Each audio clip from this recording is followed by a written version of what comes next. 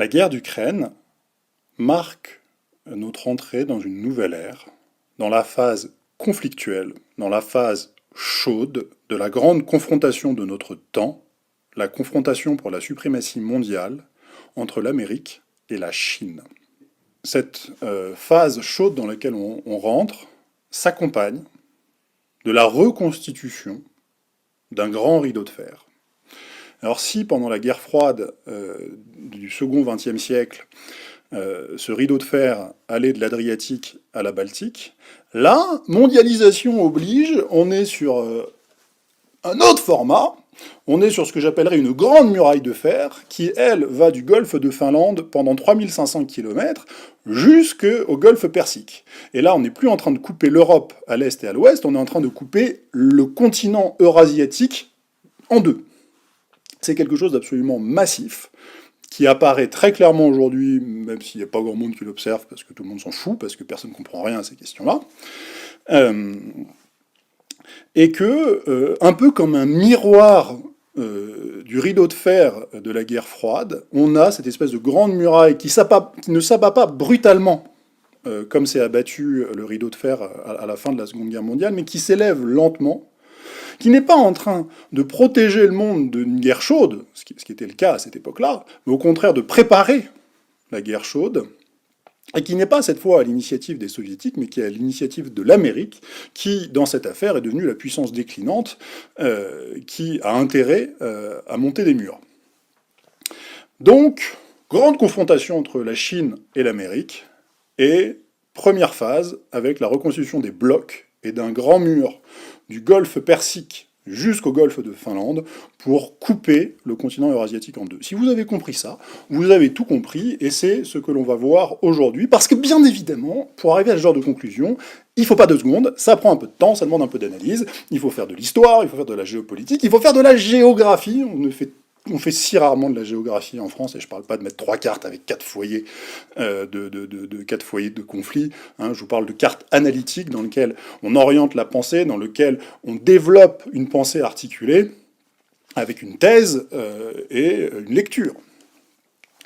Et c'est ce qu'on va faire aujourd'hui. Si vous ne me connaissez pas, je suis Guy de Lafortelle, je rédige le service d'information économique et financière L'investisseur sans costume. Je vous invite à vous inscrire, je vous fais un lien là-dessus. Toujours pareil, pour 2 raisons. La première raison, c'est que le travail que je produis se fait sur le temps long,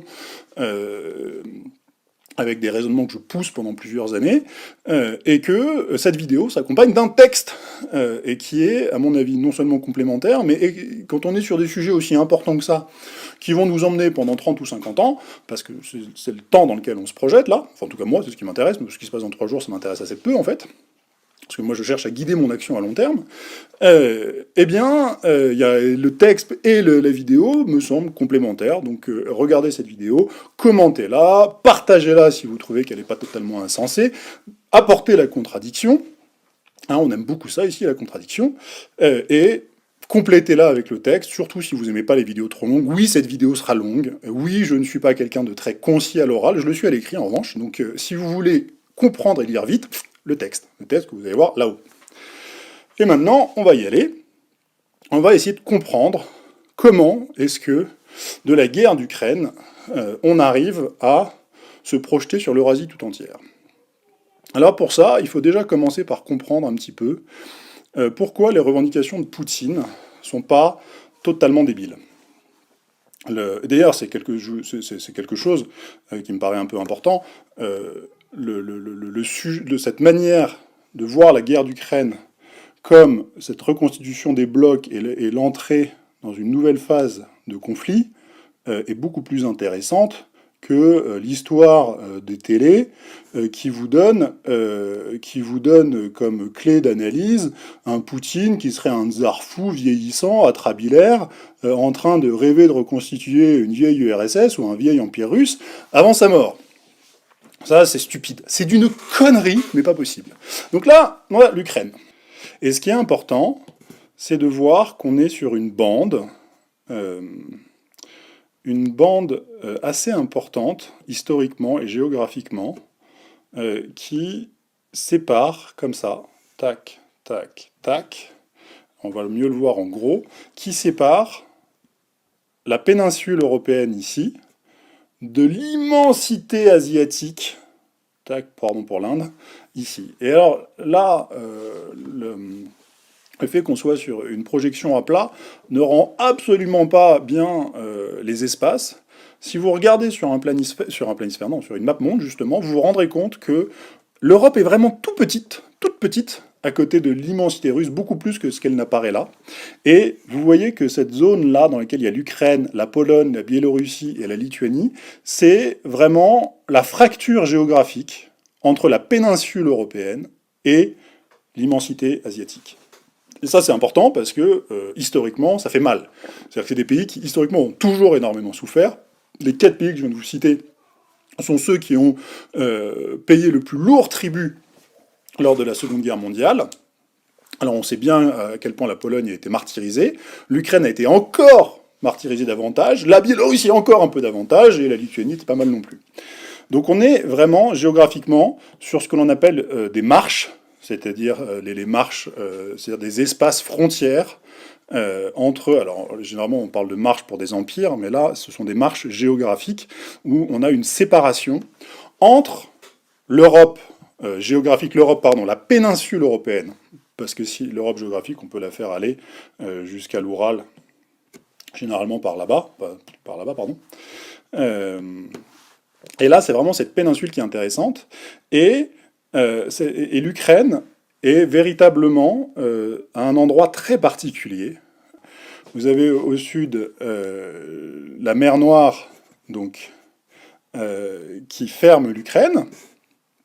Alors, qui ferme l'Ukraine aujourd'hui, ce qu'il faut bien comprendre, c'est que vous aviez l'Empire ottoman qui était en Crimée pendant très longtemps et qui a harcelé l'Ukraine pendant très longtemps. Et vous avez surtout quelque chose qui est très important géographiquement, c'est que vous avez en Ukraine la pointe de quelque chose qui s'appelle la grande steppe occidentale, qui fait quelque chose comme ça.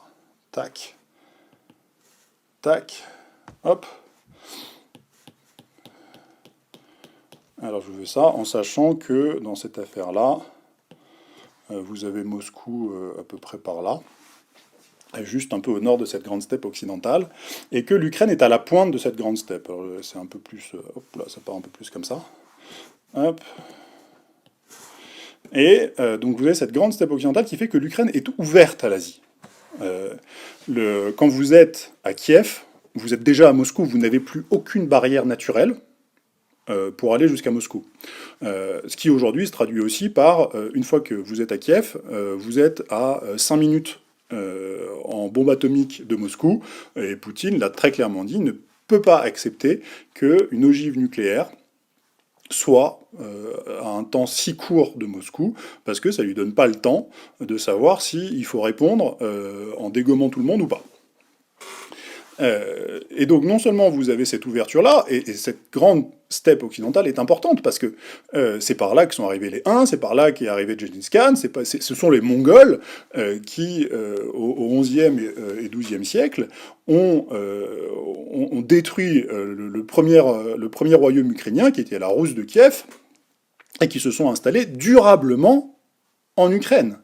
Donc vous avez un territoire qui est certes en Europe géographiquement, mais qui est totalement ouvert sur l'Asie et qui est ouvert donc à tous ces grands cavaliers et ces peuples des steppes qui ont fait énormément souffrir l'Ukraine et l'Europe orientale de manière générale.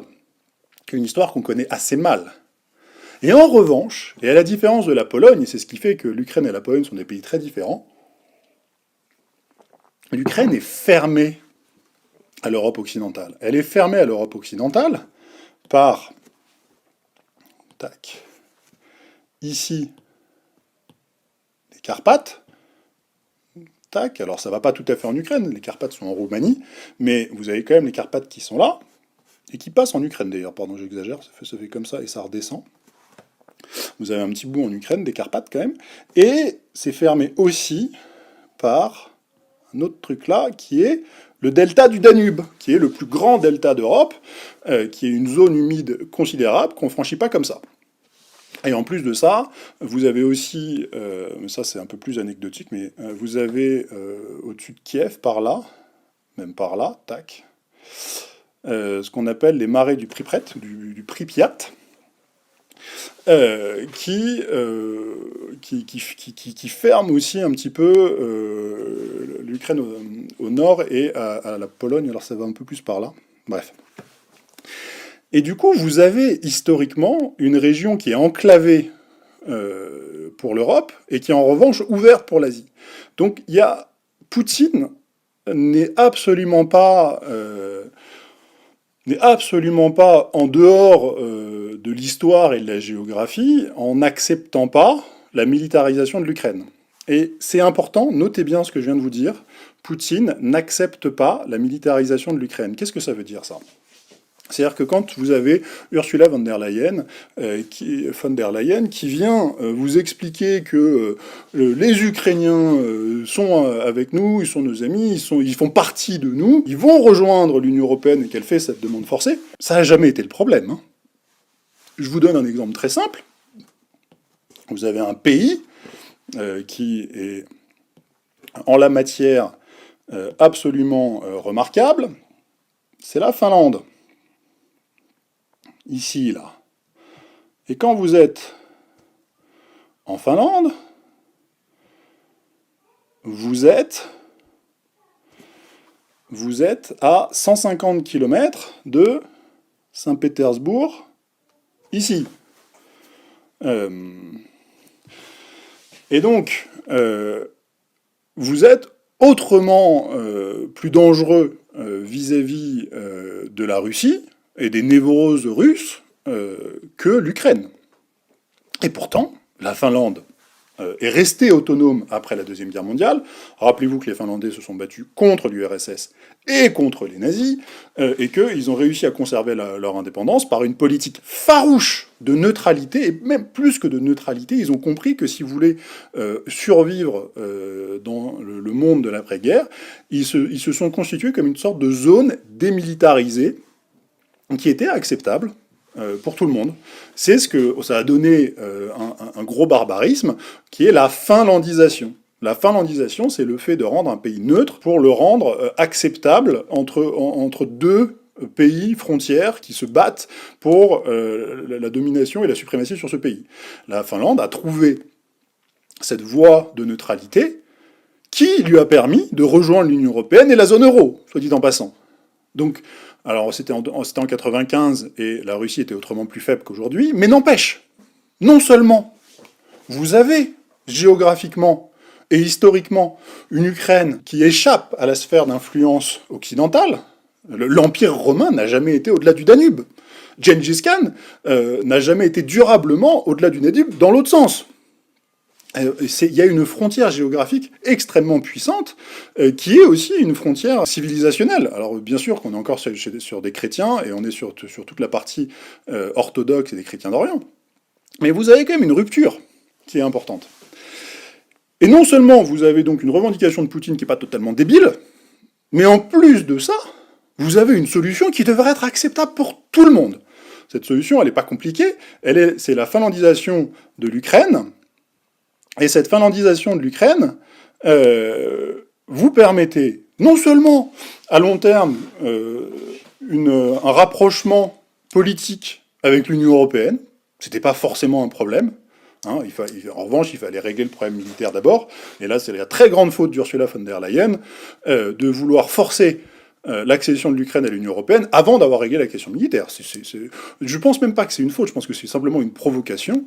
C'est une provocation américaniste d'Ursula von der Leyen.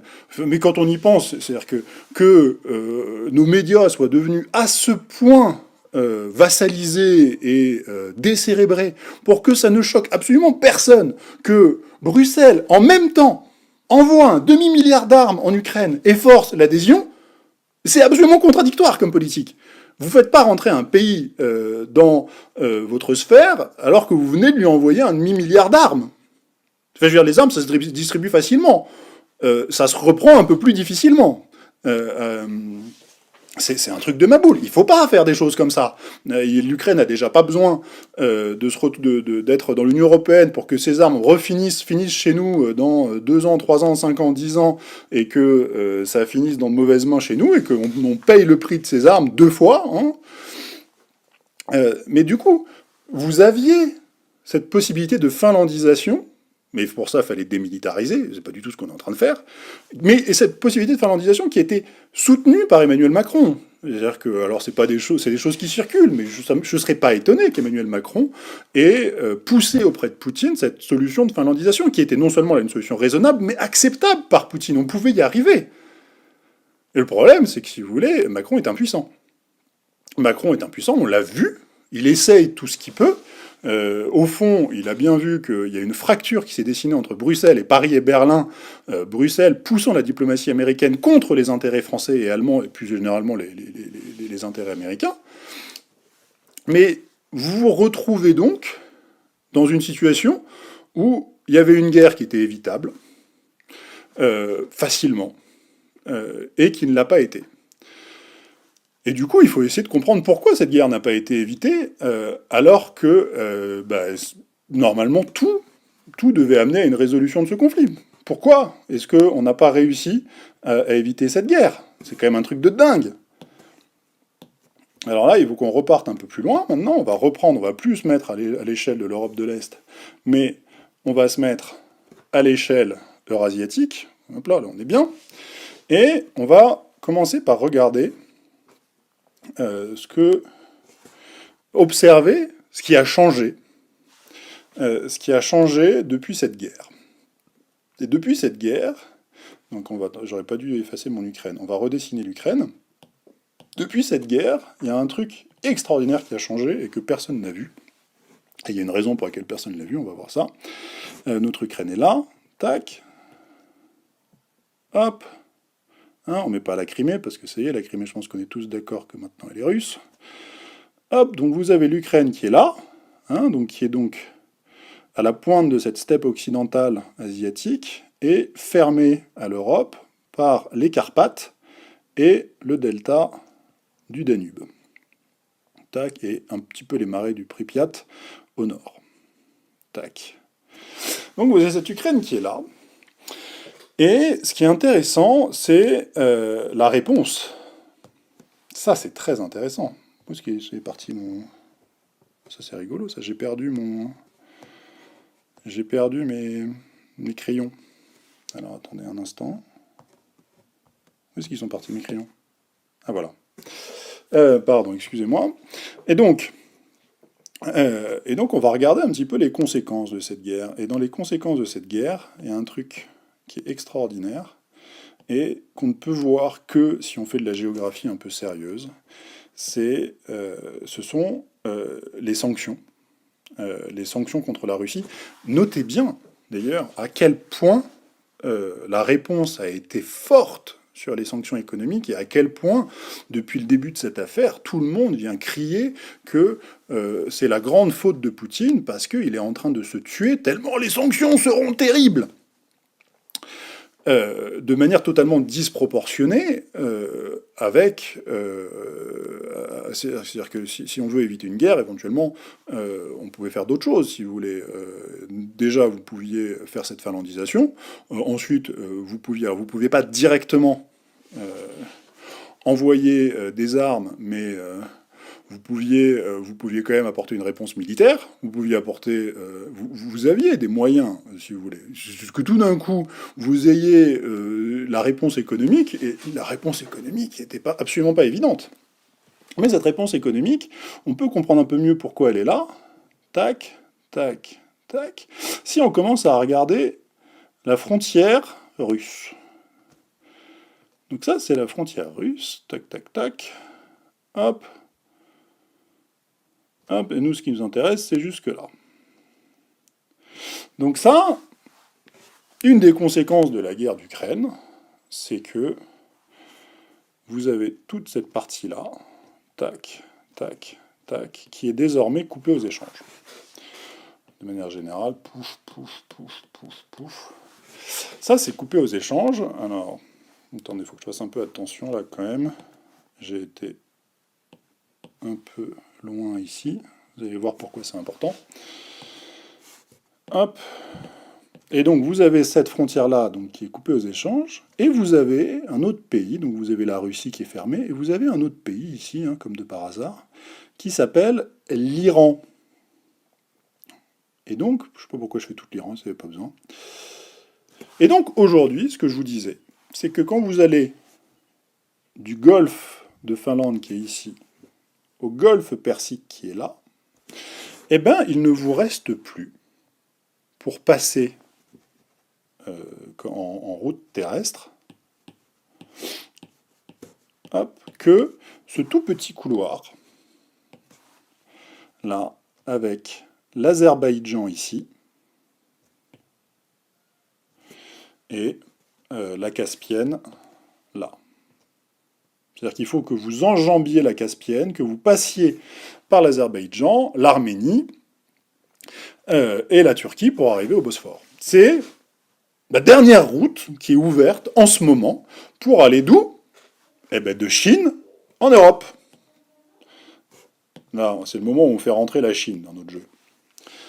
Tenez, hop, la Chine, on va noter la Chine, hop. On va faire ça un peu grossièrement, vous m'en voudrez pas.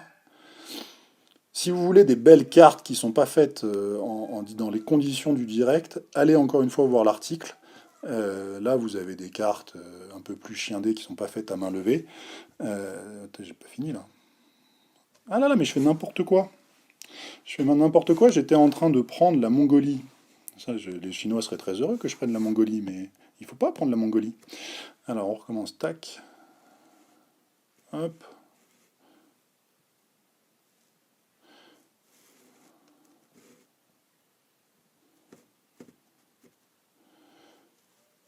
Hop, voilà. Donc là, vous avez la Chine. Et donc, vous n'avez plus que ce petit passage-là. Et encore, donc, je vous vous passez par l'Azerbaïdjan en jaune. Et l'Azerbaïdjan, en fait, je ne sais pas si vous vous souvenez d'un truc qui s'appelait la guerre du Haut-Karabakh. C'était il y a très très très longtemps, c'était en 2020. Mais vous êtes sur des zones qui sont d'une fragilité extrême, parce que donc, vous avez le Haut-Karabakh qui a opposé les Arméniens et les Azéris en 2020, où encore une fois Poutine a été faire le pacificateur là-bas. Et surtout, vous avez pour arriver jusque-là, le Kazakhstan ici, et le Kazakhstan, comme de par hasard, alors est-ce que dans quelle mesure c'est sérieux ou pas dans ces pays, on ne sait jamais trop, mais aurait fait face à un coup d'État au mois de janvier dernier.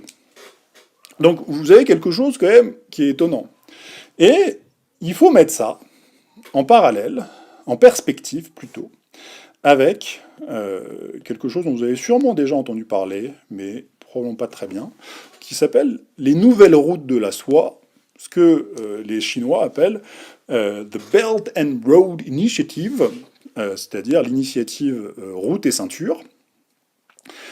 C'est pas bretelles et ceinture, elle était pourrie cette blague.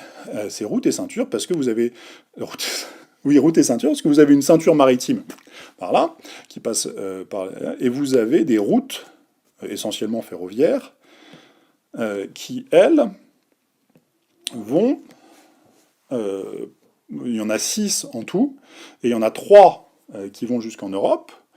Vous en avez une qui part assez au nord, notamment pour prendre aussi l'ouvrir à la Corée du Sud. C'est bête ce que je viens de dire, parce qu'il y a quand même la Corée du Nord entre les deux. C'est complètement bête ce que je viens de dire, excusez-moi. Et puis je crois qu'elle part pas en plus aussi au nord que ça. Hop, elle part comme ça. Vous en avez une qui part comme ça, qui traverse la Mongolie. D'ailleurs, le projet principal est la liaison ferroviaire entre la Mongolie et la Chine, qui n'existait pas, où il faut enjamber le fleuve Amour, vous avez des infrastructures monstrueuses qui sont faites, et qui ensuite retrouve le tracé du transsibérien pour aller jusqu'à Moscou, et ensuite, je suis un peu trop au nord, pardon, et ensuite Saint-Pétersbourg. Donc là, vous avez ce que les Chinois appellent un premier corridor économique, tac, qui essentiellement dessert la Russie Et une fois à Saint-Pétersbourg, vous pouviez prendre un bateau et aller en Europe. Mais bon, non. Et donc celui-là, il n'est pas techniquement fermé parce que il traverse la Russie, mais une fois que vous êtes à Saint-Pétersbourg, vous n'allez pas plus loin.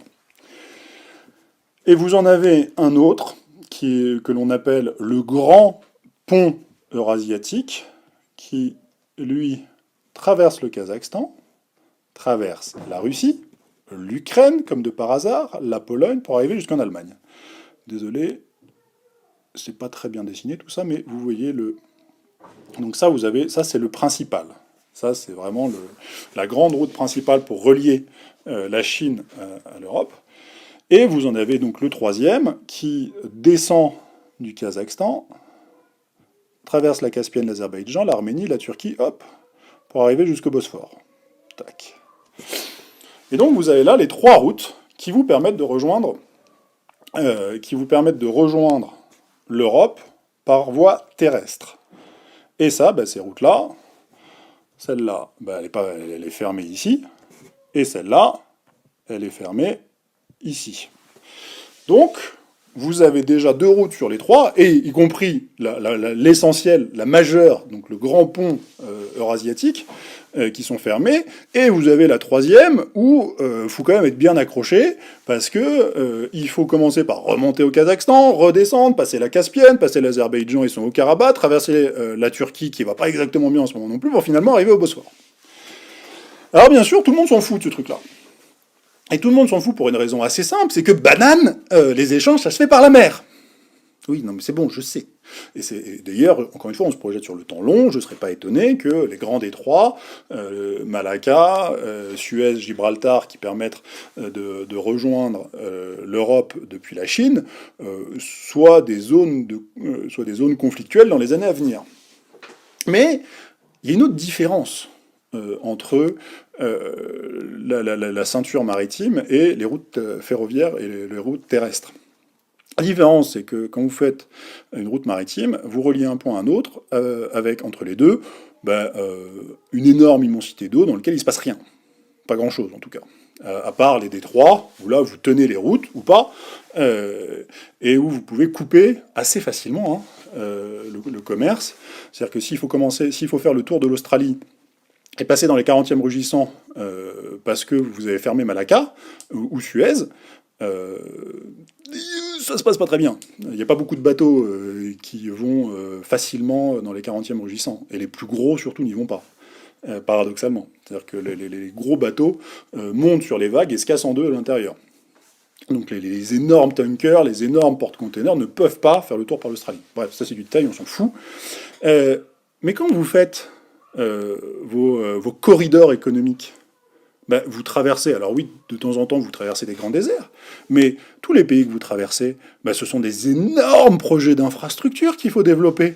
Il faut faire les chemins de fer, il faut faire les ponts, donc vous avez un développement de maboule à faire avec des financements absolument considérables qui se comptent en milliards de dollars ou de yuan. Donc vous arrivez avec votre monnaie, vous signez des contrats, vous arrivez avec un cadre juridique, avec un cadre commercial, vous arrivez avec de la main-d'œuvre, vous embauchez de la main-d'œuvre, vous avez une diffusion extraordinaire du pouvoir, dur et soft, qui est chinois. Tout d'un coup, vous vous mettez à libeller des échanges en yuan, tout d'un coup, vous vous mettez à écrire des contrats en droit chinois, tout d'un coup, vous vous mettez à créer des co-entreprises avec des Chinois, tout d'un coup, vous faites des choses où vous n'avez plus besoin des Américains, vous n'avez plus besoin des dollars, vous n'avez même plus besoin de l'anglais, parce que c'est quelque chose qu'on observe, c'est-à-dire que le long de ces corridors se développe aussi autre chose, ce sont les instituts Confucius qui viennent enseigner le chinois. Donc vous avez là, c'est pas pour rien qu'on dit que ce sont des corridors de pouvoir. C'est une banque anglaise, un analyste d'une banque anglaise, la Standard Chartered, qui avait dit ce sont des corridors de pouvoir. Et c'est vrai. Et comme, bien évidemment, la zone essentielle de ces corridors, l'objectif essentiel de ces corridors, à la fin, c'est quand même de rejoindre l'Europe, c'est sûr que si vous coupez l'objectif final, vous coupez un peu l'intérêt intermédiaire aussi. Mais du coup, paradoxalement, même si, en termes d'échange, vous n'êtes pas encore sur quelque chose d'extraordinaire. C'est vrai que le commerce mondial aujourd'hui passe dans l'immense majorité par la mer, un petit peu par l'aérien et très peu par le train. Mais parce que c'est très récent tout ça. Mais je voudrais quand même, c'est une anecdote que je trouve absolument extraordinaire, c'est que moi, il y a une vingtaine d'années, une petite vingtaine d'années, quand j'étais encore étudiant, j'avais un professeur d'histoire économique qui nous avait mais laissé absolument ahuris quand elle nous avait présenté les projets de TGV pour relier la Chine à l'Europe, pour relier Pékin à Francfort, à Paris. On s'est dit, mais c'est absolument ahurissant de faire des TGV, ça sert à quoi? C'est rien. Et ça, c'était il y a 20 ans. Alors que cette initiative BRI, Belt and Road Initiative, pardon, ces nouvelles routes de la soie, officiellement, on n'en parle que depuis 2013. Officiellement, le grand projet est là. Mais ça fait beaucoup plus longtemps que les Chinois travaillent là-dessus. Et effectivement, le TGV, on n'y est pas encore, mais aujourd'hui, en fret, et encore une fois, c'est pas fini, hein, c'est en cours de développement, toutes ces routes. Vous mettez 2 semaines pour relier la Chine à l'Europe.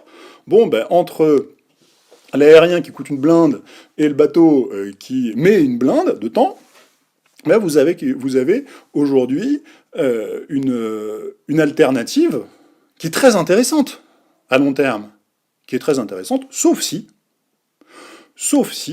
ben vous pouvez pas vraiment l'utiliser parce que vous traversez des zones de conflit, parce que vous êtes fermé aux échanges.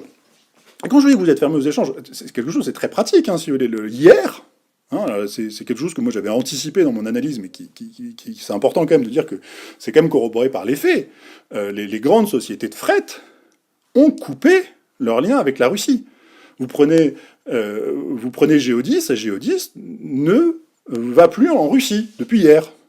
Les très grands, je prends je dis parce qu'ils sont français, mais c'est bien ce qui est en train de se passer. Vous ne pouvez plus utiliser ces corridors de pouvoir, vous ne pouvez plus ces corridors économiques pour faire le lien entre la Chine et l'Europe. C'est un fait absolument essentiel parce que vous avez, et c'est là où c'est important de faire, c'est pas quelque chose de très compliqué, hein, mais vous devez mettre en lumière cette fracture économique qui arrive et qui coupe. Et il est là, elle est en train de se reconstruire là, cette grande muraille de fer. Alors bien sûr, vous allez me dire, mais attendez, en Iran, on est en train de lever un peu les sanctions. Ouais, d'accord, on lève un peu les sanctions en Iran parce qu'on a besoin de pétrole. Mais il ne faut pas déconner non plus, vous inquiétez pas. Et donc vous avez ces 3 liaisons qui sont coupées avec cette guerre d'Ukraine. Et ça, c'est tout d'un coup, tout devient logique. Et tout d'un coup, on se met à comprendre pourquoi on a pu faire cette guerre si facilement. C'est horrible de dire les guerres qui se font si aisément. C'est qu'en fait, bah, tout le monde y avait intérêt. Enfin, quand je dis tout le monde, non, pas nous. Nous, on se fait couillonner parce qu'on fait plus de politique. C'est la grande phrase du général de Gaulle. Hein. À Bruxelles, on fera pas de politique du tout. Il disait, on fera pas de politique du tout. Hein, parce que comment est-ce qu'on fait pour faire de la politique entre Allemands, Italiens, Français et c'est bien ce qu'il avait prévu. On fera pas de politique du tout. Mais en revanche, il y en aura d'autres qui feront de la politique. Hein, des puissances du dehors. Et quand il disait ça, De Gaulle, il avait aussi bien en tête l'URSS que les États-Unis. Et que si De Gaulle était pour l'Europe des nations et contre l'Europe fédérale actuelle, c'est parce que pour lui, c'était pas une souveraineté élargie. L'Europe fédérale, c'était l'absence de souveraineté, l'absence de politique, et du coup la faiblesse qui nous mettait en proie à l'un des deux ogres. En l'occurrence, ce sont les États-Unis qui nous ont mangés. Et là, on voit, il y a une vassalisation complète de Bruxelles aux intérêts américains. C'est une catastrophe. Si on n'avait pas eu cette vassalisation, si on avait dit non aux Américains, on aurait pu avoir cette finlandisation. C'est comme ça qu'on sauvait l'Ukraine. C'est pas en envoyant des armes. On sauve pas les gens en leur envoyant des armes. Hein. Ça s'est jamais passé comme ça. Et du coup, si vous voulez, entre l'objectif américain, qui est un objectif au final économique. Alors c'est pas le seul, on est là que je fais quand même cette parenthèse. Il y a énormément de conflits imbriqués là-dedans. Vous avez la CIA, Blackwater, les Biden qui ont fourragé en Ukraine depuis des années. Vous avez des enjeux d'énergie. Vous avez l'Amérique qui commence à en avoir marre de se prendre des claques par Poutine en Syrie. C'est quand même, ça fait quand même du mal d'avoir cru la Russie était effacée de la carte des grandes relations internationales, et à peine 10 ans plus tard, elle revient et elle vous met des coups de poing dans la gueule. C'est ce qu'a fait Poutine en Syrie, quand même. Hein. Mais l'enjeu final, ce qui fait qu'à la fin vous basculez ou vous basculez pas, la grande matrice de notre temps, c'est cette coupure économique entre l'Asie du Sud-Est, la Chine et l'Europe occidentale. Et du coup, vous avez cet objectif économique qui est atteint. Les sanctions sont là. Alors c'est sûr que il faut renverser la table, il faut tout d'un coup changer complètement sa manière de penser, et se rendre compte que peut-être, et ce ne serait pas la première fois, les sanctions ne sont pas le résultat de la guerre, mais le préalable, et la guerre n'est que le moyen. Alors, avant de me traiter de méchant complotiste, ça se passe, il y a quand même énormément d'exemples historiques où ces choses arrivent. Les relations géopolitiques mondiales, c'est quand même pas des trucs d'enfant de cœur. Et on va venir aussi sur la grande géopolitique américaine. C'est quelque chose qui est totalement en accord avec la manière de se comporter des Américains depuis 80 ans. C'est-à-dire que c'est dans la continuité, c'est-à-dire qu'il n'y a pas de rupture, il n'y a pas quelque chose qui sort du chapeau comme ça. Quand vous dites que Poutine est fou, oui, ben, il n'était pas fou en Syrie, il n'était pas fou en Géorgie, il n'était pas fou au Karabakh, il n'est pas fou au Kazakhstan en ce moment, tout d'un coup il est fou. Là, vous avez une rupture. Non, moi je reste dans la continuité de ce qu'on observe depuis 80 ans. Hein. Et donc vous avez un intérêt économique américain, et en face, chez les Russes, vous avez un enjeu qui est davantage politique et géographique, où Poutine veut effectivement retrouver son aire d'influence pour sa sécurité, et en même temps pour retrouver un peu de puissance, et pour pouvoir retrouver sa souveraineté. La Russie fait l'inverse de nous, c'est-à-dire que la Russie avait été totalement vidée de sa souveraineté, ils sont en train de la retrouver. Nous, on était souverains avant, on est en train de se faire vider. Chacun son tour. Et donc, comme vous avez deux adversaires, l'Amérique et la Russie, qui ont des intérêts convergents, puisque Poutine retrouve sa puissance et sa souveraineté, et les Américains ont leurs objectifs économiques, bah, c'est vachement plus facile de faire une guerre quand tout le monde est gagnant-gagnant. Et il n'y a que comme ça qu'on peut vraiment comprendre pourquoi cette guerre est arrivée si vite, et alors que, je suis désolé, cette guerre nous a sidérés, enfin moi elle m'a sidéré, et que, alors bien sûr on va dire, vous êtes toujours 2-3 personnes qui vous diront, j'avais prévu la guerre.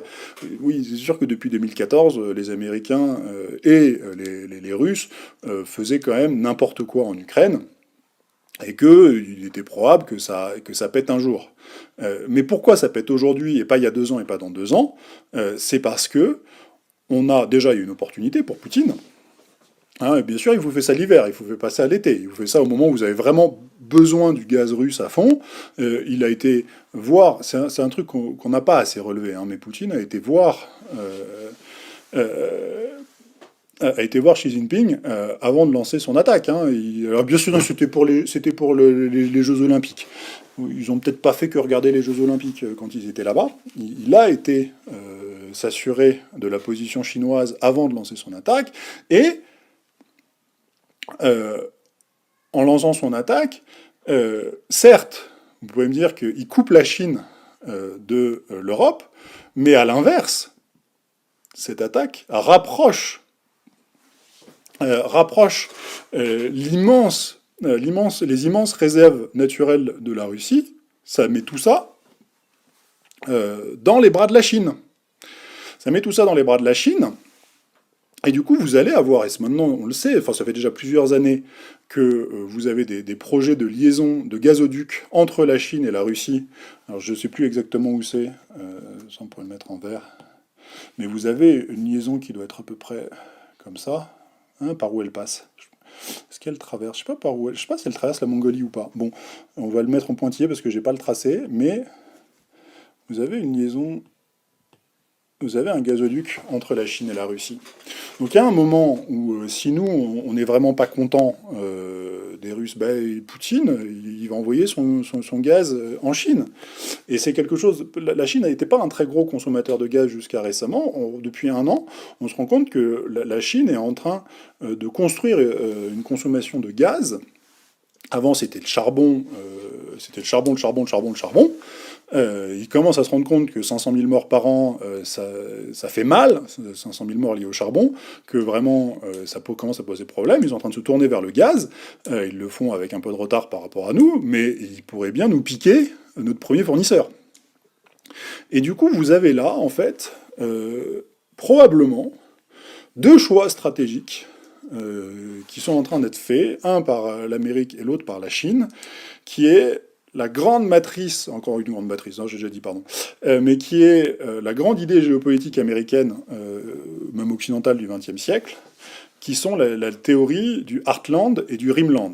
Alors là, on va se faire une troisième et dernière carte. Hop, alors, on va réeffacer tout ça. On va laisser l'Ukraine sur cette fois. Ah non, mais c'est pas ça que je veux, moi. Le Rimland et le Heartland, vous avez... Qu'est-ce que je fais? Non, mais c'est pas ça que je veux faire. On va faire différemment. Pardon, excusez-moi. Tac, on va effacer tout ça, là. Mais non, le Rimland et le Heartland, voilà. On commence avec la théorie du Heartland par Mackinder en 1904, qui, d'une certaine manière, invente la géopolitique avec cette théorie de Heartland, et qui est complétée et corrigée par Speakman en 1942, en plein pendant une fois que les Américains sont rentrés en guerre. Vous avez donc et qui lui complète la théorie du Heartland, raté encore, avec celle du Rimland.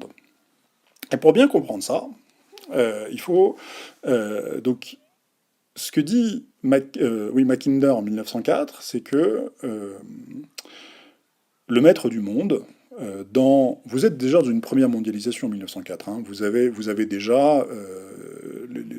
L'Europe a fait son œuvre de colonisation, et donc en 1904, vous êtes dans une période en pleine effervescence dans laquelle on développe la géopolitique dans le cadre d'une pensée mondiale. Et Mackinder vous dit, on commence de dire, mais quelqu'un peut être maître du monde.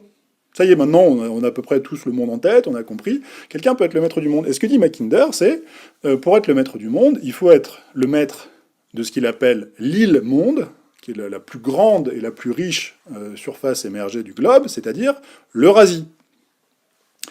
Et il dit, donc, si un jour quelqu'un arrive à se rendre maître de l'Eurasie, il sera maître du monde. Et pour être maître de l'Eurasie, dit-il, il faut être maître du Heartland. Et le Heartland, c'est c'est donc la grande zone de ressources qui est très très riche en matières premières et avec des terres très fertiles, en tout cas dans une partie, qui en gros va faire comme ça, tac, non ça je suis un peu n'importe quoi, qui va faire comme ça, hop, hop, hop, c'est à peu près ça. Ouais, c'est à peu près ça, le Heartland. Pareil, je vous renvoie aux cartes.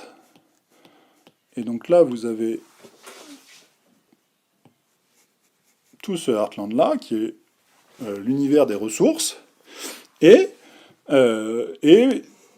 donc, pour être maître du monde, il faut être maître de l'Eurasie. Pour être maître de l'Eurasie, il faut être maître de ses ressources, c'est-à-dire le Heartland. Et pour être maître de Heartland, vous dit Mackinder, il faut être maître de l'Europe orientale. Hein, encore une fois, l'Ukraine, ça sort pas tout à fait de nulle part. Mackinder, à ce moment-là, encore une fois, on est en 1904, dit « Attention, il ne faut pas laisser l'influence allemande s'étendre trop à l'Est. » Parce que là, vous auriez un concurrent très sérieux à l'Empire britannique et son successeur, l'Empire américain. Et cette théorie géopolitique, cette première grande théorie géopolitique, est complétée et corrigée en 1942 par Speakman, qui dit c'est vrai, si vous voulez être le maître du monde, il faut être le maître de l'Eurasie. Ce que d'ailleurs dit derrière encore Brzezinski, qui est le grand stratège américain de la fin du siècle, quand il dit le seul concurrent à la superpuissance américaine est celui qui serait capable de fédérer le continent eurasiatique.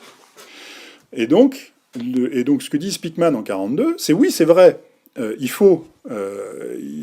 celui qui contrôle l'Eurasie contrôle le monde, mais Mackinder a donné beaucoup trop d'importance aux ressources. Ce qui est important, ce sont les hommes, et les hommes, eux, sont sur la grande bande côtière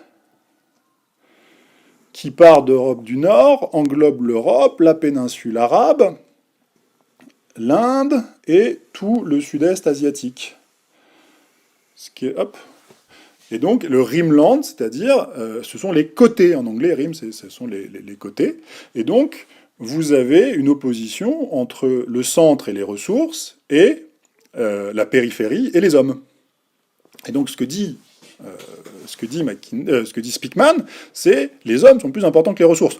On est dans un truc où on n'a rien inventé. Enfin, on n'a rien inventé. Vous mettez ça à l'échelle du monde, mais au XVIIIe siècle, en France, quand les mercantilistes et Jean Bodin, il n'est de richesse que d'hommes, s'opposaient aux physiocrates qui, eux, voyaient la richesse dans la terre, c'est un peu grossier, mais c'est quand même à peu près l'idée, on était déjà dans cette même discussion en train de dire qu'est-ce qui est le plus important entre les ressources et les hommes. Sachant qu'il y a des liens, bien sûr. Si vous n'avez pas de ressources, au bout d'un moment, vous n'avez plus d'hommes. Et à l'inverse, si vous avez beaucoup d'hommes, vous pouvez aller chercher plus de ressources. C'est pas indépendant, hein. C'est important ça. C'est pas indépendant les ressources et les hommes.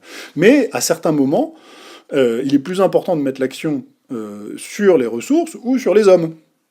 Et ce que dit Speakman en 42, c'est attention, c'est le Rimland qui est important. Et il a raison. Il a raison. Enfin, les Américains ont réussi à étouffer l'Union soviétique pendant la guerre froide et ils sont sortis vainqueurs. Et quand vous regardez le Rimland, c'est effectivement là qu'ils ont porté. Les Américains, pendant tout le second XXe siècle, font énormément d'efforts pour fracturer ce Rimland. Pour le fracturer en Afghanistan, pour le fracturer au Vietnam, enfin, c'est quelque chose qui est constant. Et là, si vous regardez la position américaine est dans la continuité. Et dans la continuité de ce XXe siècle, ils sont en train de couper la Chine, qui est encore dans le Rimland, de l'Europe occidentale. Alors c'est très très moche ce que j'ai fait entre le Rimland et le Rimland, donc je pense que vous savez quoi, on va aller sur la carte que j'avais faite, voilà, parce que c'est quand même, ça se voit quand même mieux comme ça, puis en plus je l'avais pas très bien fait. Tac, on va faire ça, et puis, est-ce que vous voulez voir ma gueule encore? Hop, non, c'est pas... Pouf, pouf. Bon, c'est pas grave, on s'en fout. Où est-ce que c'est, ça? Ça, c'est marrant. Ah, mais c'était là, la vidéo en direct. C'est très gros, ça. Hop. Oh, je savais pas qu'on pouvait faire ça. Alors, tenez, hop. Vous avez encore Emma, vous avez le droit à tout. Hop. Donc, là, on voit beaucoup mieux le Heartland et le Rimland.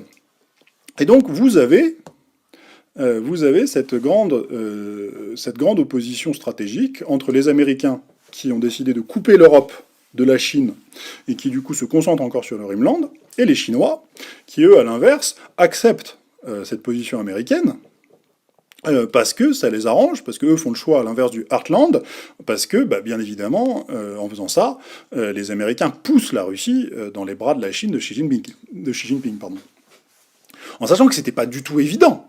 C'était pas du tout évident parce que il y a ne serait-ce que encore une bonne dizaine d'années, un peu plus, Poutine aurait aimé faire cette jonction avec l'Europe et se tourner vers l'Europe plutôt que vers la Chine. On l'a un peu poussé dans les bras de Xi Jinping.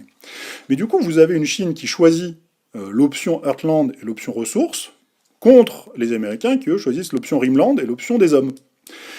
Et il n'est pas impossible que les Américains fassent une erreur stratégique là-dedans, et que autant au XXe siècle, de ressources abondantes, les hommes étaient l'essentiel, autant peut-être au XXIe siècle, les ressources vont être prépondérantes, et peut-être que la Chine fait un choix gagnant. Je ne sais pas, on verra, hein, on va pouvoir s'en parler pendant 30 ans de ces conneries. Mais vous avez ici le cadre général, et à mon avis vaguement important, qui permet de lire de manière beaucoup plus intéressante cette guerre d'Ukraine. Donc désolé, cette vidéo est extrêmement longue, je ne pensais pas la faire aussi longue que ça, mais c'est comme ça. On va s'arrêter là. Bien évidemment, il va y avoir une deuxième partie qui est la partie essentielle, qui est celle de se dire, bon, maintenant qu'on sait ça, qu'est-ce qu'on fait ? Qu'est-ce qu'on fait collectivement et qu'est-ce qu'on fait individuellement. Comment on se prépare à ça? Qu'est-ce que ça veut dire pour nous? Qu'est-ce que ça va changer en termes d'inflation, de niveau de vie, de difficultés, d'opportunités? On va pouvoir se projeter dans le temps long. Ça, ce sera la prochaine vidéo. Et le prochain texte, hein, parce que c'est pareil, ça, c'est des choses qu'il vaut mieux lire que écouter. Hein. N'oubliez pas que la télé, comme disait l'autre, c'est du temps de cerveau qu'on donne à d'autres. Alors je fais pas de pub, moi, désolé. Mais parce que c'était sur TF1, je sais plus, Lelay qui disait la télé, c'est du temps de cerveau à Coca-Cola. Là, j'espère que quand même le temps de cerveau vous aura été profitable à vous.